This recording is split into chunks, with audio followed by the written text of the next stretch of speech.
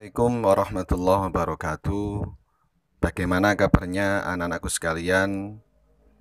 Alhamdulillah, luar biasa, semangat, dahsyat, Allahu Akbar. Anak-anak yang kami muliakan, mari kita awali pertemuan ini dengan berdoa. Al-Fatihah. Silakan simak penjelasan video lanjutan pertemuan kemarin.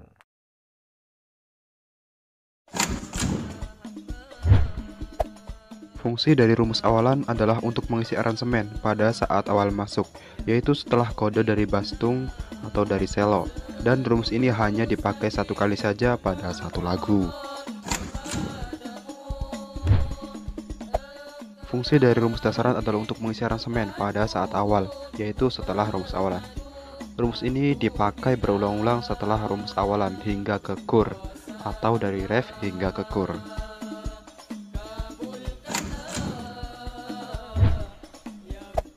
Fungsi dari rumus getrak adalah untuk mengisi aransemen pada saat perpindahan nada ketika dalam keadaan ref atau ketika dalam keadaan sedang rumus dasaran. Rumus ini dipakai hanya satu kali saat ref jika perpindahan nadanya hanya satu kali, atau bisa juga dua kali dan seterusnya. Rumus getrak bisa disebut juga dengan nama rumus setengah naik.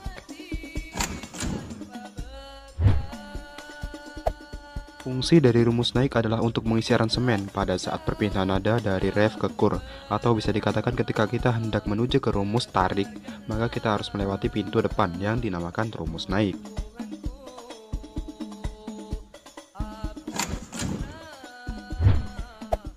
Fungsi dari rumus tarik adalah untuk mengisi aransemen pada saat kur berlangsung.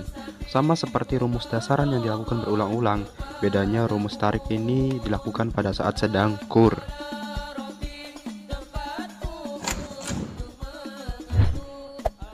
Mirip dengan rumus getrak, fungsi dari rumus seda adalah untuk mengisi aransemen pada saat perpindahan nada ketika dalam keadaan sedang kur, atau saat rumus tarik sedang berlangsung.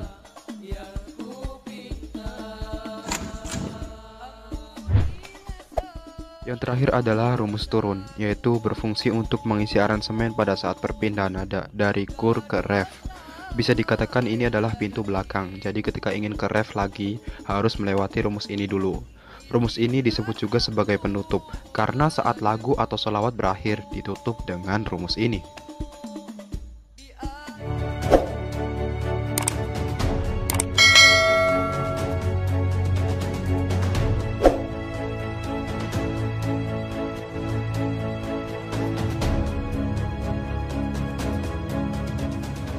Terima kasih.